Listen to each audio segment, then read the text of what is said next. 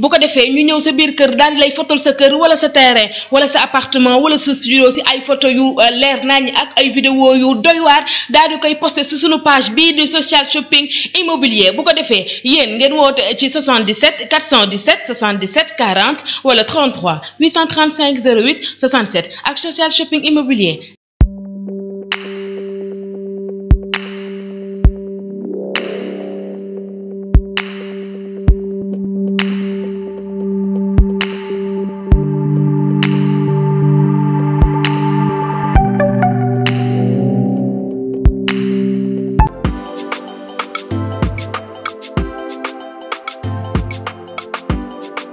Bonsoir chers amis et fidèles téléspectateurs de la SSTV ñu ngi leen di nuyu di leen jaajëfal bu baax a baax amaat mbégte contentement dalal leen fi nga xam ni moom mooy Kër Mbaye Fall ñëwoon nañ fii si li nga xam ni moom mooy wàccaayu appel bi fas yéene woon waxtaan li nga xam ni moom mooy budget beeg wàllum économie bi gis ngeen ne waxtaan bu am solo bu si Mbaye Fall def dëgg monsieur Mbaye Fall boobu ba léegi gars yi ñuy woo di rafetlu interview bu ñu defoon leeral li ñu si indi woon yëpp rawatina nag li nga xam ne moom mooy vide sidéral bi nga souligné woon au niveau de Cambérène te loolu noonu vraiment gars yi woo nañu si di ñu si remercier bu baax a baax donc moo tax tey ñu ñëwaat fas yéene waxtaan li nga xam ne après appel bi ñu xool li nga xam ne moom mooy bilan bi ak li nga xam ne moom mooy perspective bi donc vu que il est un peu fatigué on va pas trop abuser de son temps donc du ñàkk aussi bu ñu ko temps bi maye ñu frôler li nga xam ne moom mooy sujet gàddaay bi nga xam ne moom moo ñëwaat ci surface bi donc rek di la bàyyi nga nuyoo ak téléspectateur. bismillahi rahmaani rahim ginnaaw bi ñuy sant yàlla di julli si Seydina imaamul mahdiwulaay imaamu kulli imaam wa imaam wa amin di ñaanal Mamadou Makhtar Laye xalif général yal na ko jàppale yal na ko taxaw ak képp ku xalifu diine di ziar képp ku julit képp kuy laayeen di leen ñaan yàlla dongu seen koor bu yàlla defal leen qualité bu mucc ayib allahumma salli ala sayyidina Muhammad donc di leen profité waale di leen baalu ak di ñaan yàlla koor gi yàlla na ko yàlla nangu suñuy ñaan donc di ñaan aussi ñu woor ay woori incha allah rabbi jéggal ñu suñuy bàkkaar nangul ñu suñuy ñaan ñaan aussi incha allah rabbi donc monsieur Mbaye Fall comme ni ma ko waxee sama introduction dañoo ñëwaat tey après interview bu ñu def si appel bi parce que ni waxtaan li nga xam ne moom mooy bilan appel bi ak perspective donc balaa ñuy ñëw si li nga xam ne moom mooy perspective donc ñu wax li nga xam ne moom mooy bilan appel 2020 incha allah. bismillahi rahmaani rahim vraiment di gërëm waa Cambérène yëpp di sant parce que affaire appel bi vraiment c'est très bien passé. dañoo benn comité d'organisation de l'appel ay xale yi cadre Cambérène yu bari bokk ci IDE def nañu ay réunion yu bari ci këram fekk au niveau de la cuisine d'habitude aujourd'hui dañ daan génn 11 nag ren aussi loolu ñu am ba mën a satisfaire tous les pèlerins yu bëggoon restauré wu di gërëm di sant le maire parce que am na benn nag bu ñu may di gërëm di sant aujourd'hui ñëpp ñi cotiser parce que cotisation 1000 francs yooyu ñu daan def moo ñu permettre aujourd'hui ñu am loolu ak cotisation jigéen ñi aussi di leen gërëm di leen sant donc bilan bi boo koy xool en fait profité nañ ci pour inaugurer la cuisine de Cambérène actuellement de image yi génn na c'est pour un coût de 35 millions mais ñu du ñoom aujourd'hui en fait dañu bëgg chaque année ñu teg fa benn étage pour mu nekk un immeuble comme immeuble yi ngeen di gis yi nekk à la Mecque entouré au jël la Kaaba donc bu fekkee au niveau de l'accueil aujourd'hui def nañ ci organisation yu am solo def nañ aussi des réunions avec le groupement central pour ñu jël préoccupation Cambérène yëpp à tous les points aujourd'hui au niveau de la santé au niveau des équipements donc foofu aussi di gërëm groupement central di gërëm aussi IDE parce que am na jàppale na ci lu bari di gërëm chef du village di gërëm ñëpp donc bilan bi daal c'est un bilan satisfaisant di ñaan nag déwén mu gën fi année bi pour ne pas parler de bilan on parle de perspective immédiate mooy ñaanu Maam Seydi bi nga xamante ni def ci dans un mois à peu près war na am dañu bëgg aussi aujourd'hui ñu commencer aujourd'hui di ko organiser di def ay événements di def ay setal di ko mu nekk daal un événement culturel un événement religieux bu tolloo appel aujourd'hui en fait aujourd'hui mu vraiment quelque chose d'extraordinaire donc dimanche prochain je pense on va faire des réunions pour que mu nekk benn aujourd'hui activité importante au niveau de la communauté. donc loolu moom mooy li nga xam ne moom mooy bilan bu appel 2022 gis ngeen leeral yi mu indi mais est-ce que li ngeen doon xaar ci li nga xam ne moom mooy chiffre d'affaires atteindre ngeen. Waaw, c'est-à-dire au niveau des cotisations de l'appel, on a même dépassé les cotisations de l'année dernière parce que il y a 2 ans, on avait encaissé après 7 millions, l'année dernière 7 millions 700. Maintenant, système bi ñu indi actuellement damay ñaan Cambérenois yi ñu gën si jàpp mooy Cambérenois bu nekk mu cotiser 1000 francs. Aujourd'hui, je pense on est à 12 millions de francs. ba ñu ngi tijji benn compte d'ailleurs aujourd'hui pour que nit ñi mën a cotiser par les réseaux Warsava aujourd'hui Orange Money ak leneen. Donc projet boobu c'est pas seulement pour l'appel, c'est pas seulement aussi pour ñaanu Mame Seydi. dañu bëgg le village contribuer sur toutes les activités xam nga ñu ngi wax aujourd'hui le vide sidéral. Il faut prendre en compte aujourd'hui derrière en fait l'éducation. dañu bëgg naa léegi def nañu réunion yu bëri avec aujourd'hui la chefferie. dañu bëgg cotisation yooyu ñuy def ñu mën ci jàppale élèves yi pour que ñu am des cours de renforcement pour que aujourd'hui au niveau élémentaire au niveau même secondaire ñu mën ko relever. Donc loolu lu ñu ko mën a permettre aujourd'hui on ñu ngi envisagé un budget de 25 millions pour par exemple l'année dernière village di jàppale na pour 1,750,000 à l'AS Cambérène. Cette année aujourd'hui ñu ngi xalaat aussi derrière nu ñuy def pour jàppale imam yi parce que imam yi aussi derrière quoi qu'on dise pratiquement seen temps yëpp communauté moo ko jël pour xool buñ ko mënee tous les mois lu ñu mën a teg seen loxo ak leneen lu ñu mën a jàppale au niveau sanitaire c'est-à-dire toutes les activités yu am ak Cambérène village bi dafa ku xalaat ni dina si mën a jàpp loolu nag pour ñu mën si jàpp il faut impérativement que le maire mën a aussi dugal ci loxoom. Parce que kooku aujourd'hui yu bëri ñu dëkk bi taxaw c'est fait partie des 9 compétences transférées. C'est pourquoi d'ailleurs boo gisee le comité des sages rôle bi ñu joué sur l'appel sur les élections aujourd'hui municipales c'est un rôle extrêmement important. On voulait une liste vouloir aujourd'hui pour xeex pour que aujourd'hui en fait état bi mën ñu jàppale sur les fonds de dotation et les fonds de concours. dégg naa ñu def benn séminaire barkaati démb aujourd'hui derrière sur la contribution que doit aujourd'hui apporter tout Cambérénois au plan aujourd'hui en fait de fiscal, au plan des recettes au municipal. Donc loolu aussi derrière en fait ñu ngi ci ñaan dëkk bi ñu mën ci jàppale le maire parce que ku nekk la ngay dugal ci sa dëkk moo mën a mën a permettre nga jël aujourd'hui en fait les besoins communautaires. Donc loolu nag pour ñu mën ko il faut impérativement que les populations et la chefferie de la mairie ñu jàppalante aujourd'hui liggéey ci ensemble. Donc bu doon ay projets yu am solo donc mais comme nu mu nekkee inquiétude du Cambérénois yi maanaam à chaque fois bu genre solution yi mel nii soulevé wee day doon loo xam lu ñuy rafetlu la quoi mais à cette inquiétude c'est au niveau de la suivi en fait dañuy naan est-ce que dina am suivi en fait. waaw c'est ça Cambérène en réalité mais impérativement il faut le faire parce que comme je le disais en fait la fois dernière il y a un vide sidéral. Si nous ne faisons pas attention, Cambérène aujourd'hui en fait sera au fin fond aujourd'hui de développement. Développement de chaque pays, chaque communauté, chaque personne moo koy jël en charge pour lui-même. def ci li war aujourd'hui li gën a war tey ji aujourd'hui mooy l'éducation. L'éducation aujourd'hui derrière c'est une compétence transférée, c'est le maire moo ci war a jàpp mais village bi aussi mën na ci jàpp donc cotisation il faut impérativement ñu mën ko restaurer ba pare pérenniser ko.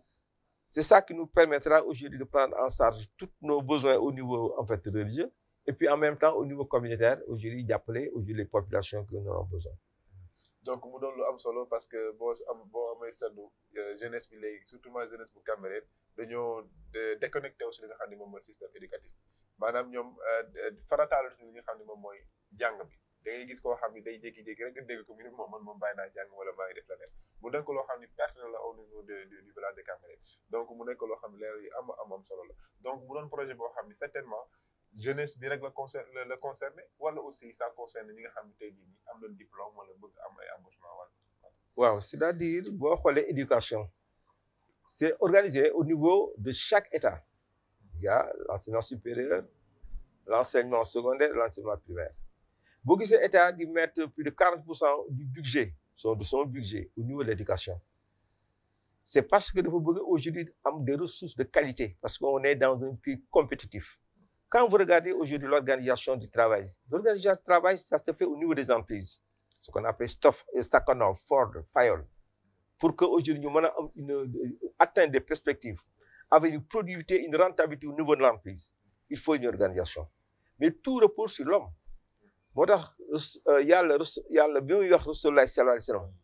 La première fois, mais beaucoup lire le Coran, parce que le Coran n'existait pas encore. C'est la première fois. C'est bien que moom xamoon sax ni dañ ko yónni ba mu demee ci soxnaam mu ni ko def na woon ni lii mu ni ko ci li ñu gisee ni ko yow daal da nga nubu nga war a yore.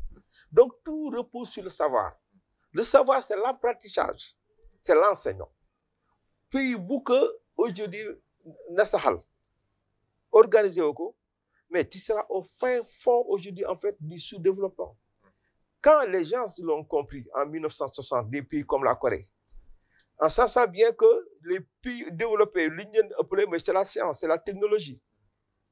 Quand vous voyez aujourd'hui le développement aujourd'hui du monde, il y a grand, mais ça passe surtout à partir aujourd'hui ce qu'on appelle le siècle des Lumières. C'est là où on a vu les plus grandes découvertes. Mais le siècle des Lumières, cette science-là aujourd'hui qui venait avec les pasteurs et autres, Edison et autres, les gens ont compris tout de suite aujourd'hui que derrière, c'est ça qui permettait de faire un développement. C'est par la suite qu'on a eu ce qu'on appelle l'industrie, le développement industriel. C'est dans la période aujourd'hui des transformations industrielles. C'est là aujourd'hui où les États ont pris aujourd'hui de l'avance par rapport aux autres États.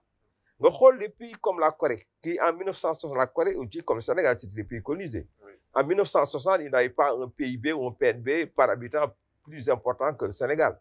Aujourd'hui, ils ont investi sur la technologie. Mais en envoyant tous leurs fils aux États-Unis aller apprendre dans les mêmes universités que les Américains. Oui. Regardez Samsung aujourd'hui derrière. Oui. Aujourd'hui, quand vous avez Huawei, aujourd'hui avec la Chine, avec la 5G, mais tout simplement parce qu'ils sont en train de prendre un retard, ils sont en train de rattraper un retard sur les pays européens. La Chine, dans 3 ans, 4 ans, va être la première puissance économique du monde. Déjà, aujourd'hui, la Chine est la première puissance exportatrice dans le monde. Vous voyez que tous ces pays européens, aujourd'hui, vont certainement dans 50 ans, aujourd'hui, être au milieu de la classe. C'est ce qu'on appelle aujourd'hui ça, c'est le phénomène mondial. Quand on voit aujourd'hui en fait la Grèce, c'est la constante. Quand on parle de Thalès, quand on parle le terme de Pythagore, mais la Grèce, mais personne ne peut connaître la Grèce, alors que la Grèce aujourd'hui c'était la science. Averroès, aujourd'hui c'était des scientifiques au niveau de la communauté islamique, mais aujourd'hui les Arabes, on ne les entendait plus, alors que la Syrie et l'Irak étaient aujourd'hui des foyers aujourd'hui de la connaissance. Donc, Cameroun, c'est exactement pareil. Pour cela, il faut une organisation au niveau de la communauté, qu'on le prenne totalement ensemble. Pour qu'aujourd'hui, qu'on n'ait plus des classes de sureffectifs au niveau des classes. Quand vous ne pouvez pas faire de la qualité, avoir des réussites, avec des classes qui font 90 personnes, ce n'est pas possible. C'est la même chose au niveau des collèges. Donc, il va falloir aujourd'hui faire énormément d'investissements pour augmenter le nombre de classes. Imaginez qu'aujourd'hui, à Cameroun, les élèves qui ont 6 ans, 7 ans, beaucoup de personnes aujourd'hui qui ont, en fait, beaucoup d'élèves aujourd'hui, en fait, enfants qui ont 5, 6 ans, ne peuvent pas aller à l'école. Oui. Parce que la capacité aujourd'hui pour les accueillir n'existe pas. Ce qu'on appelle aujourd'hui un taux d'accès. Quand vous prenez le taux brut de scolarisation, le rapport entre le nombre d'élèves par rapport aujourd'hui, en fait, à ceux qui devraient aller à l'école. Mais aujourd'hui, on est dans des moyennes qui sont extrêmement très bas, de l'ordre de peut-être 75%, alors qu'on est au niveau de 100% au niveau national. Quand vous partez à l'université, mais généralement, les étudiants, ils font dans les facs de droit. Vous voyez très peu de Camerounois qui vont à la fac de sciences. Pour cela, il va falloir aujourd'hui que vous puissiez avoir des notes extraordinaires, de 12 à 13 pour accéder à cette faculté. Ouais. Mais c'est toute la communauté qui doit la prendre en charge. Aujourd'hui, demandez à la mairie, aujourd'hui, non, par exemple, si vous faites l'économie aujourd'hui, en fait, du budget de la mairie, mais ils investissent pas moins de 5% du budget de la mairie, va aujourd'hui à l'éducation. Mais c'est catastrophique. Donc, il y a beaucoup de personnes qui ne peuvent pas, qui n'ont pas les moyens aujourd'hui d'aller aujourd'hui, en fait, dans les meilleures écoles. Et ça se voit aujourd'hui derrière. Alors que il y a 40 ans, 50 ans, aujourd'hui derrière, il y avait l'accès démocratique à l'éducation. On n'avait pas, par exemple, moi, Sidina Khan, autres, on était dans la même classe, on était 40. Et quand on arrivait en CM2, parce qu'on avait un maître qui s'appelait M. Anne, Alioune Anne, il habite à Cambérène. Mais on avait des résultats de plus de 100%. Les Massar Sarr, aujourd'hui, qui est ingénieur, qui avait aujourd'hui le département engrais du Sénégal, aujourd'hui aux ICS. Sidina Khan, qui est devenu aujourd'hui, après, aujourd'hui, directeur général de la Sénélec. Libas Anne, qui était à la marine aujourd'hui derrière, et beaucoup d'autres que je ne peux pas citer. Donc, cela, aujourd'hui, on l'a plus. Mais les conditions qui ont permis à ce que nous aujourd'hui, ce sont les mêmes conditions qu'il faut faire revenir. Mais c'est des investissements et c'est des engagements. Donc, bu doon lu am solo donc maa ngi lay dégg yaa ngi wax si côté logement fii def xale yi ak pour ñu mën a jàng mais aussi pour man amaat na beneen problème boo xam ni c'est très important pour ñu soulever mooy professeurs yi nga xam ne tey jii ñoom ñooy jàngal nga xam ne moom mooy xale yi parce que des fois damay gis ay xale yi nga xam ni comme ñun par exemple man sama primaire par exemple da nga daan ñëw ñu la def ay carte opération wala di la inciter à ce que ngay def ci tableau bi di def say calcul di def jàng say leçons mais xale yi léegi dama leen gis ay polycope la ñuy yor ñi relier ay points rek ce qui veut dire que système bi ko xaw na changer aussi est-ce que lépp yaakaaru tamit loolu nekk na li nga xam ne tey jii nii moom moo tax moom moo indi benn paresse intellectuelle au niveau de la jeunesse. Non, en fait la paresse c'est ces périodes ak samay période peut-être aujourd'hui derrière on n'avait pas l'investissement qu'on a aujourd'hui da nga daan jël si kay aujourd'hui da ngay toog aujourd'hui ñii di recopier parce que aujourd'hui il y avait pas des photocopies. Mais maintenant, aujourd'hui, derrière que aujourd'hui, on peut vous donner ton cours. Aujourd'hui, en fait, avec des polycopes, parce que 15 francs, par exemple, j'ai ma fille qui est à la fac de sciences. Donc, aujourd'hui, à mon livre, da ngay ñëw jaay ma xam fascicule numéro 1 5 CVT tant boo xool ñu may ñaata ñu 200 francs. Tu te rends compte dama naan mais attends damay rey quoi. Alors que nous, à l'époque, il fallait acheter un livre de 10 000. C'est-à-dire aujourd'hui, c'est ce qu'on appelle la démocratisation. Aujourd'hui, derrière, pour moi, ce n'est pas cela. Ce n'est le clan, moi, un problème. Nous, le Cambérène était réduit. On n'avait que le football et la plage. Aujourd'hui, maintenant, aujourd'hui, il y a la télévision. Bon, il y a que une génération bari. Mais maintenant, vous avez et la télévision et vous avez un portable. Mais même les adultes sont devenus paresseux, ils ne lisent plus. Parce que aujourd'hui, c'est la société de l'image qui fait qu'aujourd'hui, derrière, ils préfèrent regarder des films ou autres plutôt qu'aujourd'hui de lire. Alors que la lecture est extrêmement importante. C'est la lecture aujourd'hui qui vous permet d'avoir, en fait, de beaucoup apprendre.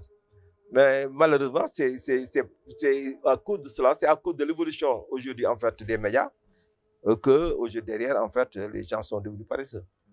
Donc mu doon parenthèse bu am solo boo xam ni c'était important pour ñu soulever ko parce que Cambérène dafa nekk encore une fois benn cité boo xam ni cité de lumière la donc ñu seetlu ni éducation bi mi ngi dégringolé au jour le jour donc mu doon parenthèse boo xam ni tey jii nii jaadu na xale yëpp jot si parce que c'est très instructif donc ñun dugg si nga xam ne moom mooy perspective yi ngeen bëgg dëgmal maanaam année bii di ñëw incha allah nan ngeen bëgg a gisee li nga xam ne nan ngeen di waajee li nga xam ne moom mooy appel wala ban point ngeen bëgg a jógee ak ban point ngeen bëgg a def incha allah. waaw appel bi pratiquement on a atteint aujourd'hui un niveau extrêmement important qui fait que les évolutions ne seront plus très importantes parce que essentiellement au niveau de l'appel c'est la restauration qui prend pratiquement 80% aujourd'hui en fait des activités. 80%.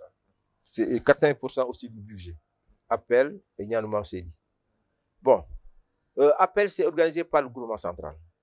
Et on a vu, comme nous c'est pareil.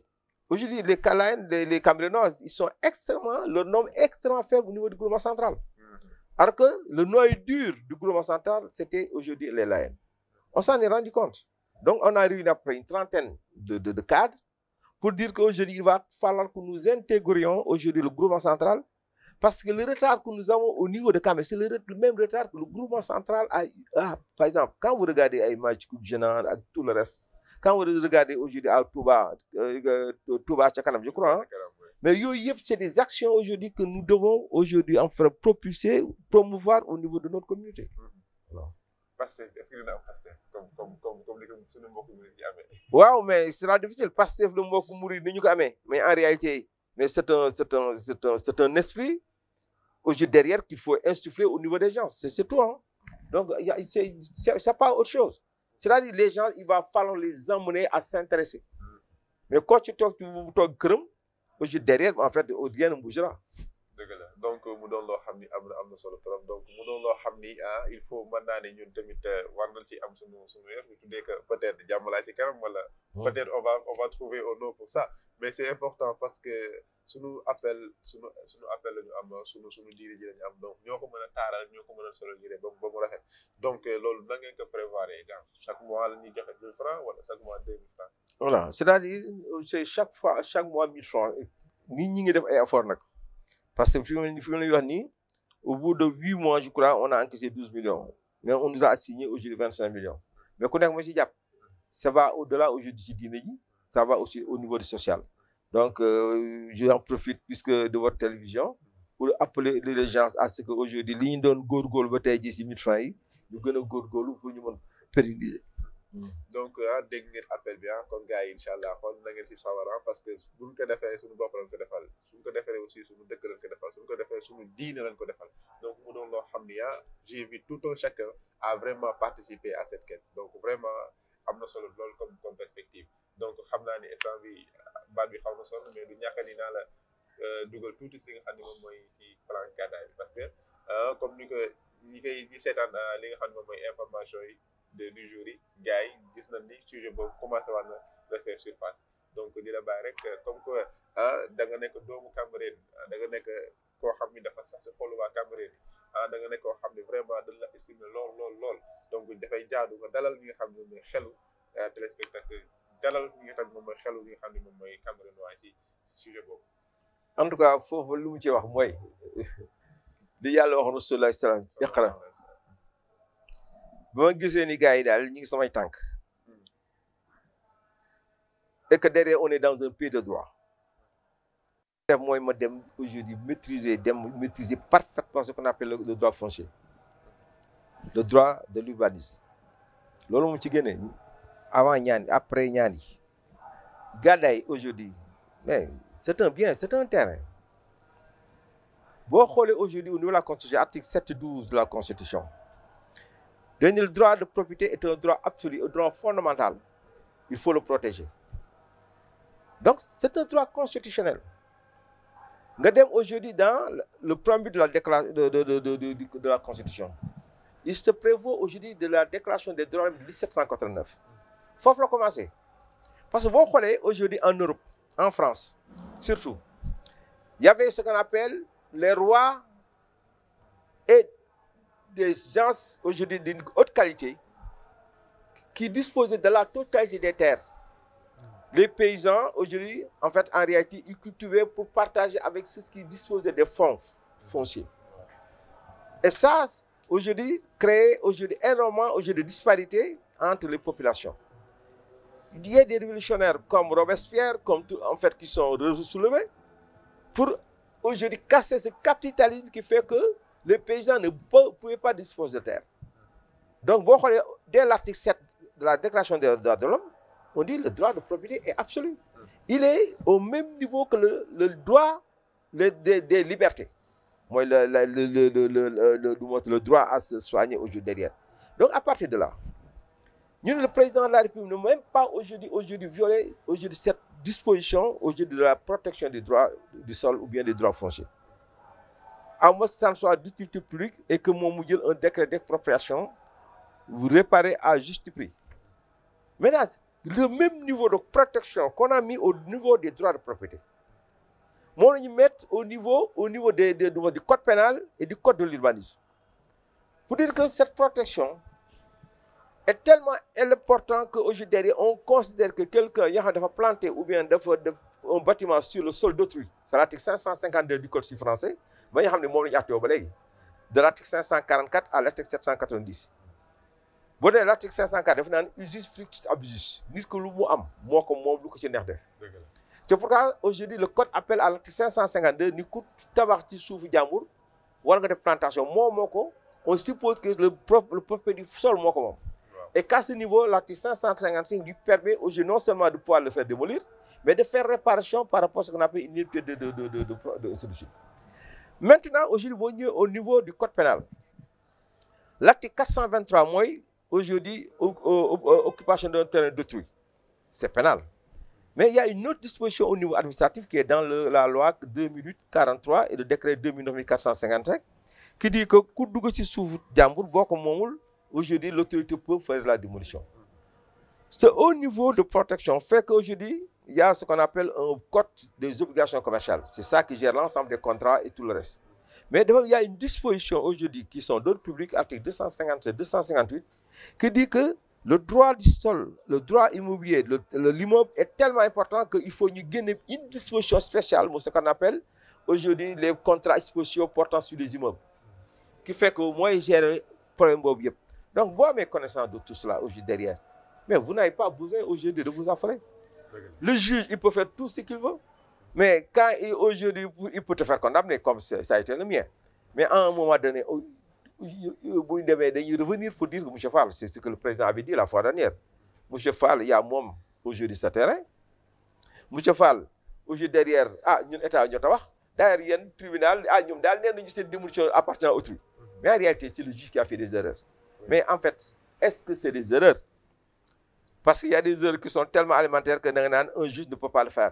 C'est en réalité. Il y a Anguille sous roche. Non, il faut dire le non, parce que moi, je n'ai pas froid aux yeux. Les choses, je dis comme ils sont. En fait, c'est une grosse escroquerie foncière mise en place par énormément de fonctionnaires de plusieurs départements pour me déposséder de mon terrain. Mais heureusement, aujourd'hui, qui ne sont pas arrivés. Et que finalement, il a fallu aujourd'hui derrière faire intervenir le président pour que aujourd'hui derrière mais d'abord avant de demander ils ont demandé à ce qu'aujourd'hui on m'établisse dans mes droits. Mais donc lolo aujourd'hui c'est une satisfaction personnelle mais ça doit être la satisfaction de tout Sénégalais. Parce que li ñu wax ni aujourd'hui jàng mais man éco fi la génné j'étais à Saint-Michel. Après bi ma duggee à la banque à l'âge de 21 ans. Mais j'ai tout mis pour étudier, j'ai monté une de banque. Donc aujourd'hui derrière, on m'a affecté à Paris comme sous-directeur. Je continuer à faire banque. J'ai dit aujourd'hui, moi je peux gérer n'importe quelle grande banque en France. Parce que nous avons fofu, ils gérer l'école, mais aussi, si vous aujourd'hui derrière, pour me dans la promotion immobilière, mais il fallait que j'apprenne aujourd'hui le droit immobilier. Que fait que c'était maître Masson de Kat, que tout le monde sait, connaît. Il me disait, mais Babacar, il y a une affaire, ni avocat, ni magistrat yi xamuñu ko. Mais parce que je ramène aujourd'hui à ce que en fait Djibril avait dit à Rasulullah sallallahu alayhi wa sallam de la part de son Seigneur. Apprends.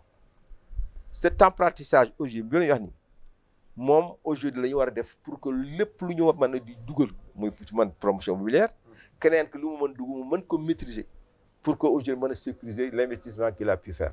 Donc c'est extrêmement important. Donc ça démarre aujourd'hui à l'école comme vous l'avez dit. Donc ñun ñëpp war nañu mën a jàpp ci école parce que c'est une sécurité et c'est une garantie de ces droits. Oui, comme ni nga ko waxee rek comme le dit l'adage sunu puissance primaire la puissance primaire de l'homme moom mooy la connaissance. Donc loolu moom à la kulli àll dafay jaadu pour tout un chacun ki nga xam ni dafa nekk si yoon mu gëstu si lu muy nekk mais lan moo tax sujet boobu jugaat xanaa dafa amaat ay sous-entendu wala parce que loolu c'était placé dans l'oubli. Donc voilà, en fait, c'est le parce que ce qu'on appelle, c'est Abdourahmane Diouf, qui était le procureur général auprès de la Cour suprême, qui disait que l'exécution d'une décision de justice fait partie d'un état de droit.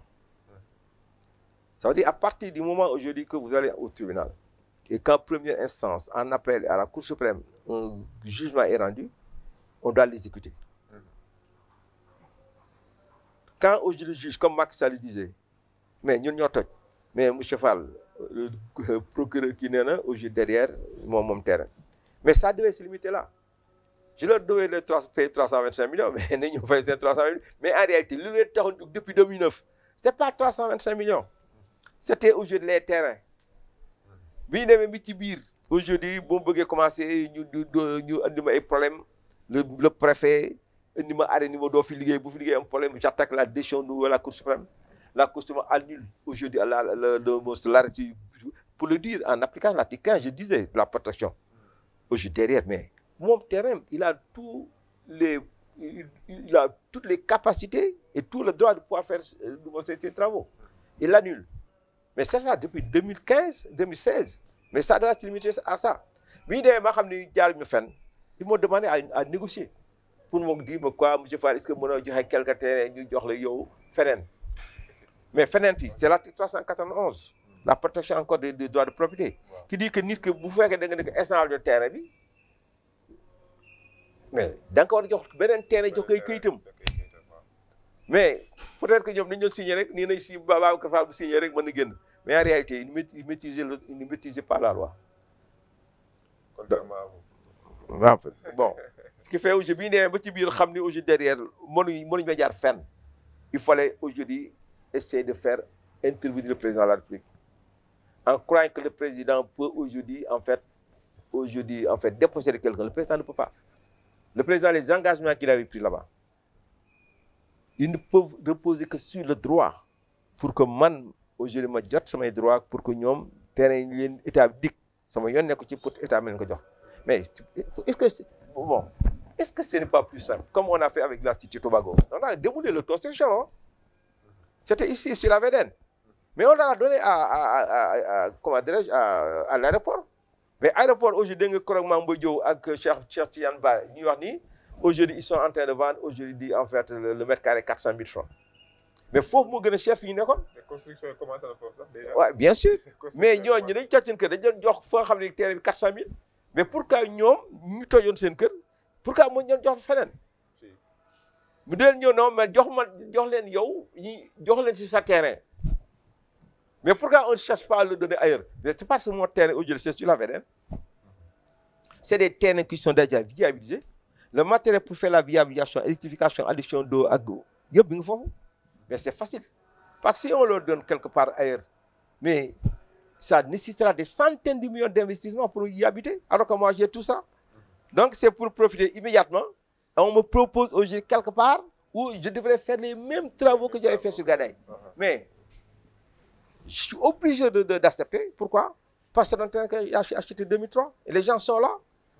Ils sont bien organisés. Un engagement, comme tu disais, qui fait qu'aujourd'hui, je suis obligé de me courber, d'accepter en fait l'inacceptable en laissant une partie de mes droits. Mais, parce que je le dis pas comme ça. Mais ça veut dire à Cambérène amul taxawaay bu mat pour que derrière ku nekk ci ñuy doom ay drame aujourd'hui ñu mën ko préserver. Mais regardez ce qu'on a fait avec Seydina Kane. Seydina Kane, il n'avait pas un poste politique. Seydina Kane est sorti aujourd'hui de l'UIT. Il a intégré aujourd'hui la Sénélec. La Sénélec yóbbu ko dans l'école des ingénieurs de EDF en France. Alors qu'il y a des gens qui sortent ingénieurs en fait de Thiès. C'est sa capacité, c'est sa compétence, c'est son expérience au niveau de la Sénélec qui a fait qu'on a même retardé à le nommer directeur général. Donc c'est une compétence par compétence qu'on nomme. Mais qui nous nomme, qui remplace? Mais pas de politique. Politique, nous nomme. Le président Macky Sall, aujourd'hui, l'a appelé chez lui, à Mermoz. N'est que ça passe de beaucoup de Canada. Mais Cambérène qui ne devait pas le laisser faire. Parce que Cambérène n'a qu'un. Mais il a embauché. Combien de personnes il a embauché? Mais aujourd'hui, combien il a contribué au niveau de la communauté? Il a beaucoup contribué. Beaucoup. Finalement, on lui a donné un bureau sans secrétaire. Donc, quand on parle de ville fédérale, mais en réalité, aussi, l'autre, je dis beaucoup. Combien de jeunes Camerounais, Lions, ont des compétences énormes qui sont là et qui ne peuvent pas aujourd'hui, en fait, être promus à des postes de responsabilité par tous les postes de responsabilité politique. Donc, c'est ça le problème. Donc, il va falloir aujourd'hui que nous tous nous battions. Moi, mon problème, je le mets à côté. Parce que aujourd'hui, moi, c'est mon problème. Moi, je me bats. Il y a la mouille du Mali, il y a mais il y a une petite télévision là aujourd'hui derrière. Mais d'ailleurs, on va appeler. C'est une télévision. Vous pouvez avoir une télévision comme Bougane. Bougane, c'est un battant. Mais Bougane, aujourd'hui, on sait quelque part, il a en fait des gens à Touba qui nous ont appelé. Youssou Ndour, il s'est fait lui-même. Mais aujourd'hui, pour que vous pouvez avoir des engagements. Vous pouvez avoir aujourd'hui des... Mais pour nous, il faut nous appeler. Nous cotisons 1000 francs derrière. À un moment donné, on devrait penser derrière. Mais toutes les communautés ont maintenant des télévisions. Mais ceux qui sont promoteurs dans cette activité, mais il faut que nous appeler. Aujourd'hui, pour que nous marquons pour notre télévision, mais en ce moment, aujourd'hui, il ne va pas falloir que vous ayez 2 ou 3 comme vous êtes aujourd'hui derrière, 3, 4, derrière, dispersés. Non pas à Cambérène, mais la communauté. Mais moi, aujourd'hui, on peut créer cette belle entreprise. 100 millions de chiffre d'affaires, de capital. Je ne sais pas quels sont vos investissements. Je dis, mais à mon problème, moi, je peux contribuer 1 million, mais c'est une part du capital. Qui fait que vous pouvez avoir 20% du capital, mais 80% aujourd'hui peuvent être possédés par l'ensemble des Cambéréens, y compris la diaspora. Enfin, aujourd'hui, en ce moment, on aura une télévision. Ben cas la wax mais c'est aussi l'enseignement. Enseignement aujourd'hui, université. Touba, regardez la grande université qu'ils sont en train de faire. C'est une université Ibrahima Niass. Avec beaucoup d'autres gens qui sont aujourd'hui, en fait, Abdourahmane Gaye, à la DSTV. Mais regardez ce qu'il est en train de faire aujourd'hui au niveau en fait, de son dara. Mais regardez aujourd'hui la récital de Coran qu'on a fait la fois dernière.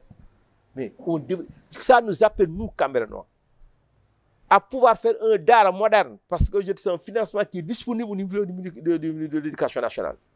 Pour que ce soit aujourd'hui, parce que je crois que c'est... J'ai 2 petits-enfants aujourd'hui derrière. Malheureusement, mes enfants, mais ils sont dans l'Union, mais actuellement, ils sont dans l'école, mais ils sont toujours premiers. Donc, ça pense, que pour la communauté, comment aujourd'hui faire que nous ayons un dara pour que les gens à 6 ans, 3 ans, à 7 ans, nous ayons le Coran, intégrer les universités. Et quand ils intègrent l'école, mais ils sont les meilleurs. Vous avez aujourd'hui, au moins, par ce biais, on va peut-être combler le vide. Peut-être dans 10 ans, 30 ans, aujourd'hui, il y a des gens qui non seulement mais en même temps, aujourd'hui, ils ont une connaissance et des capacités à intégrer les plus grandes universités dans le monde pour pouvoir être des cadres qui vont combler le vide dont on parlait. Donc, les firnel, machallah, amul bi mu am si li nga xam ne moom mooy jeunesse camerounaise parce qu'au début dañoo dépassé li nga xam ne moom mooy benn problème boo xam ne moom la concerné woon mais il a mis ce problème yi à côté pour rek mën a wax li nga xam ne tey jii moom mooy si problème yi jàngonteel camerounois yi waaye aussi monsieur Mbaye Fall dafa nekk koo xam ne encore une fois gis nañ taxawaay bu mu am si dëkk bi gis nañ taxawaay bu mu am si jeunesse Cameroun gis nañ aussi importance bu mu amee diine donc moo tax encore une fois tey jii la ñu gën a mën a taxoo jàppale ko si li nga xam ne moom mooy ay démarches bu mu mënti def démarche bu mu mënti jóg rek incha allah waa Cameroun war nañ nekk ci ginnaaw pour jàppale ko donc Cameroun aussi comme ni nga ko waxee sànq yàgg na jooy loolu noonu maanaam ci table bi ñuy jëlee décisionnel yi ñun amuñu si kàddu daal maanaam du ñu fekk fi ñuy jëlee décision te loolu noonu yaakaar naa ne lu ñu war a mën a éviter la parce que ça commence à perdurer et ça commence vraiment à devenir benn réalité indélébile et ce qui ne devait pas être le cas donc xam naa ni lu ñu mayoon si waxtu jot na que ni xam naa ni xaw nga sonn aussi mais limité les Cameroun moo tax macha allah mun ñu gàntal ak bëgg bi mu bëgg Cameroun donc ak Korité bi ñu dëgmal suba xam naa ni am yeneen activités yoo xam ni tëgg na la di la bàyyi rek nga tàggatoo ak suñu mbokk téléspectateurs yi. waaw di leen gërëm di leen sant ci fi nga daanelee lay jël il faut avoir que tous les Camerounais aient conscience que c'est le devenir de Cameroun qui est en jeu. Il va falloir qu'il y ait des états généraux. Heureusement qu'aujourd'hui, maintenant, en fait, on a des groupements Cameroun Moni Sohal, Cameroun Moni Nior. Et tout dernièrement, il y a un comité des sages qui est né. Bon, moi, je suis le président de l'AS Cameroun. Aujourd'hui, derrière, il y a encore 3 semaines. Aujourd'hui, l'année dernière, en division inférieure. Rennes, aujourd'hui, derrière, très peu, on n'a même pas encore échappé. Mais on était à l'avant-dernière rang du classement. Mais une équipe, il a besoin de moyens. Mais le sport, c'est une compétence transférée. Sur les 5 ans derniers, aujourd'hui, on n'a reçu que 2 fois des subventions. Aujourd'hui, du monde de la mairie. Mais c'est extrêmement important. Aujourd'hui, derrière, les gens, quand ils contribuent très faiblement, qui fait que l'équipe n'a pas les ressources. tout repose sur le président ça c'est pas possible loolu mu nekk sport ci école bi ci sport bi noonu la nekk ci école bi le retour à l'école mooy boo xam c'est une stratégie pour beaucoup de cadres qui ont appris dans des écoles par exemple des gens qui sont sortis de Vanvo aujourd'hui de Lamine Gueye aujourd'hui quelquefois ils ont une association pour dire que ñun il faut que ñu mën a contribuer pour le développement day bu ko defee dañuy def ay cotisation pour ñëw jàppale élèves yi ainsi de suite donc ñun ñëpp ñi jàng à l'école man ak samay morom mais ñun ñëpp aujourd'hui dañu man je suis le secrétaire général de l'association des parents d'élèves depuis 30 ans bu mars doon jaar accident Issa Niang pour me le dire Abatou Thioub ak Samba Xaw Seck ils étaient aujourd'hui directeurs mais dañ daan fay maître bu nekk 25 000 francs pour mën a jàppale les élèves qui étaient aujourd'hui dans les classes de CM2 aujourd'hui pour aller en fait compétir et passer en l'intersixième mais kooku kees bi ñuy wax nii di dëkk bi mais war na ko mën a permettre mais pour cela aujourd'hui il faut que les gens aujourd'hui cotisent gis nga Cambérène lu mu soxla El Hadj Doudane chef du village moo ko doon wax ndëpp il faut des états généraux de Cambérène ñu toog ñu xool li lépp pour xool maintenant def benn plan d'action aujourd'hui un plan décennal pour sortir de la situation et maintenant aujourd'hui de revenir à un Cambérène de Mame Seydi le Cambérène de Mame Seydi aujourd'hui était la plus belle des communautés où il y avait un hôpital, il y avait une gendarmerie, il y avait l'école, il y avait des enfants, il y avait la route. Cette route-là que vous avez vue, ça date de 1930 quelque. C'était fait pour Mame Seydi. Il partait de Alto, c'est-à-dire à Anne, jusqu'ici, aujourd'hui, avec aujourd'hui des arbres, aujourd'hui de gauche à droite, moi, Filaoui, Bofi, aujourd'hui derrière. Mais c'est ce Cambérène que nous avons perdu. C'est ce Cambérène qu'il faut faire revenir. Mais pour cela, aujourd'hui, il va falloir que les gens, aujourd'hui, nous toquent dehors, les gens prennent des engagements. Que tu n'es que dans ton petit confort, comme moi, aujourd'hui derrière, nga xam ne aujourd'hui am na loola war aussi pour la communauté. Sinon, aujourd'hui, vous faites aujourd'hui on sombre, vous sombrez en même temps avec tout ce que vous pouvez avoir, de belles maisons ou bien de belles voitures. Donc, un appel à tout Camerounois. Parce qu'on est dans une situation où derrière, il va falloir aujourd'hui qu'il y ait un sursaut. Un sursaut à partir aujourd'hui d'une réflexion globale au niveau des états généraux ou bien des journées de réflexion comme vous voulez. Et qu'aujourd'hui, on a un plan d'action pour l'éducation, sur les investissements, pour qu'aujourd'hui, on puisse avoir des effectifs normaux aujourd'hui, qu'on puisse avoir des élèves de compétences, qui ont des compétences avérées, qui peuvent aujourd'hui accéder à des plus grandes facultés aujourd'hui scientifiques, de sciences ou autres, plutôt que d'aller à l'université pour faire des lettres et autres, pour devenir quoi après des professeurs aujourd'hui au niveau des collèges ou autres. Donc vraiment c'est mon dernier mot. maa ngi woo ñëpp pour dire qu'aujourd'hui la situation est extrêmement difficile et catastrophique. Il faut que tout le monde puisse avoir conscience qu'aujourd'hui on est en train de sombrer et qu'il y ait un sursaut de survie.